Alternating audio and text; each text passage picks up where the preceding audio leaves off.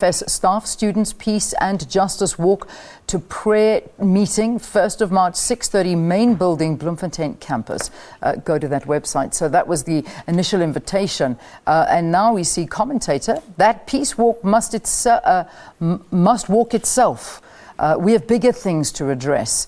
And this is a big problem, like Vagebiki becoming Lillian and Ngoyi House immediately. All right, Mbulelo Koko, helicopters circling the UFS. Is anyone else seeing this? We'll find out from our reporter there, Mbulelo. We're going to cross to her in a short while. Fighting Andile, too soon for a peace walk. We should first wait for justice to be served, and then I will join your peace walk. Perhaps the sentiments of a lot of students who've decided not to participate. Lindy Fakesi saying, I just arrived at UFS Peace and Justice Walk prayer session to take place inside Kali Human at Journalist SA. UFS doesn't respect us. What is a Peace and Justice Walk? Name cannot be blank. All right, that's the Twitter handle. All right, so that's just a bit of the idea to give you of what's happening on Twitter right now. So now we cross over to our reporter, Palesa Moeti, who is at the University of the Free State, where some students are holding a peace march after the recent clashes between students at the University of the Free State. Today, everyone at the university really is on high alert. We even saw one of our Twitter users saying that there's helicopters that are circling the campus. Palesa, just give us an update since we last spoke to you. I know you have some guests with you, but just how is the situation? And did you see the helicopters? Is it just a safety precaution? Oh, definitely. We did see the helicopters, Leanne. We saw helicopters hovering over the university since yesterday. In fact, there's still a very strong police presence as well as external security, which the university brought in since last week. Now, behind us is a group of students and they call themselves Unsilence UFS. I have a representative of the group who's joining us, as well as management from the university, just to talk about the issues. This group that you see behind us has been outside of the prayer service that was part of the walk. They basically there to voice their, unsupport of what's been happening, the peace walk. But joining us right now is Liza Mfana from Unsilence UFS. Liza, just tell us, what are you trying to say? What's your message today by being here? What we basically want to try and communicate to South Africa as a whole is that as much as most of us might believe in the power of prayer, but in this situation, if we are praying for things to go back to normal, there was never a normal in this university. As black students, we have always been silenced, we have always been oppressed, we have always been suppressed. So we are tired now, and we are still willing to fight for the equality of all people in this land. It's as simple as that. So we can't say we support this prayer because it is just encouraging us to sit back and do nothing. Now tell me, obviously you've got strong feelings about the presence of police on campus. We've spoken about that earlier, as well as the helicopter that we've seen. Just take us through that. How does that make you feel? We are being treated like criminals in our own university. They are treating us like we don't have a right to be here, we don't have a right to voice our grievances, we don't have a right to fight against injustice. And we are saying that we don't care how many police they can bring, we don't care how many security guards they bring. As long as there is injustice in this campus, we will continue to fight. It's as simple as that. So the police, they are here, they are intimidating us, they are victimizing us, but there is nothing we can do about it because they are armed. But we are saying we will continue to fight. It's as simple as that. What kind of changes would you like to see on your campus? First of all, like the president has been alluding in various media outlets, the institutional symbolism.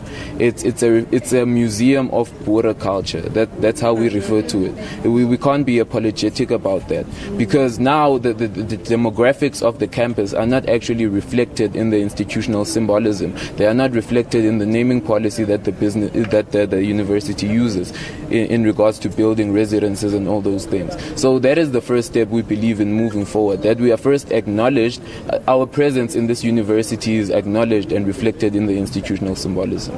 Thank you for joining us. We're also now joined by Dr. Choice Makhetha, who is the Vice Rector of Student Affairs and External Relations here at the University of the Free State. Dr. Makhetha, very strong words coming from students saying that this university symbolizes a strong Boer culture. What is your take on that? Okay, as a university, we reviewed the naming policy of the university to embrace the diversity of the university. And on the committee, the naming committee, the SRC president is a member.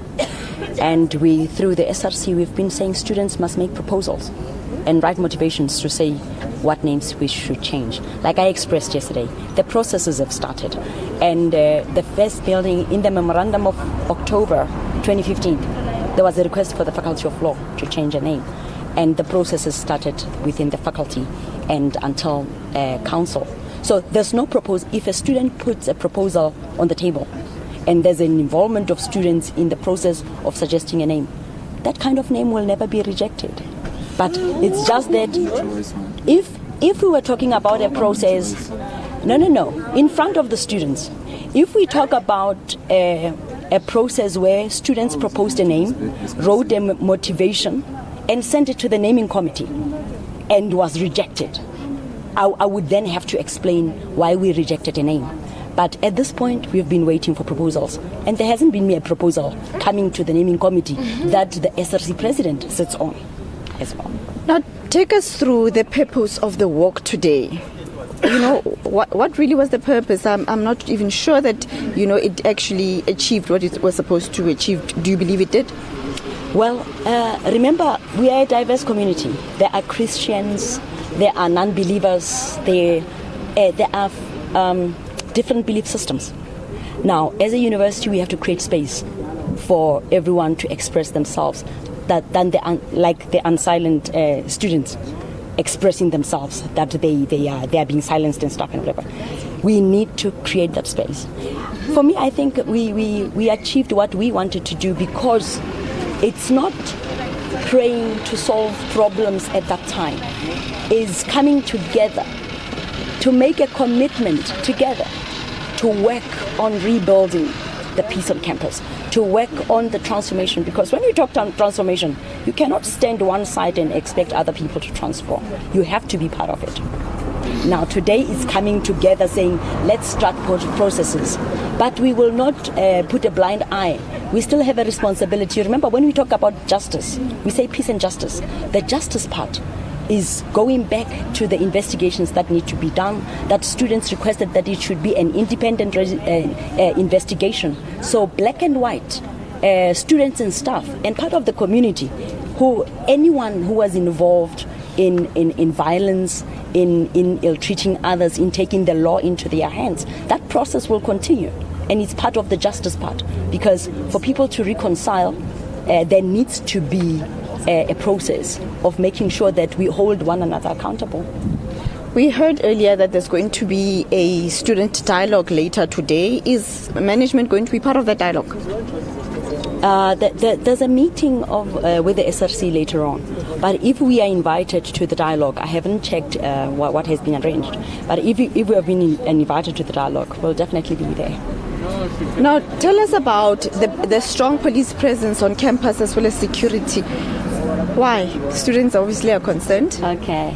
No, we are a public institution, and we have to protect property, we have to protect students and staff. And we've seen the vandalization that went on last week. And as responsible leadership, we will not just watch.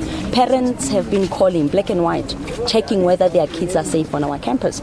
And we are saying, trying to make sure that everyone in residences, those who are commuting, those who are protesting, are safe on campus. We have the responsibility for every student registered at the university, irrespective of whether they are protesting or not. And that is why we brought private security, because when it's police and they take their orders from their line managers, the captains and all, we don't have control once they take over. But with private security, we are in control, and we make sure that everyone is safe. So when you see security walking around protecting buildings and people, students and staff. It's not victimizing anybody. It's to make sure that everyone is safe. But the process is on, remember, of investigating. So whoever gets scared should only be those who are part of vandalizing the campus, because with the footage that is there, the police, the independent investigating committee, we are checking everything to make sure that everybody is brought to book.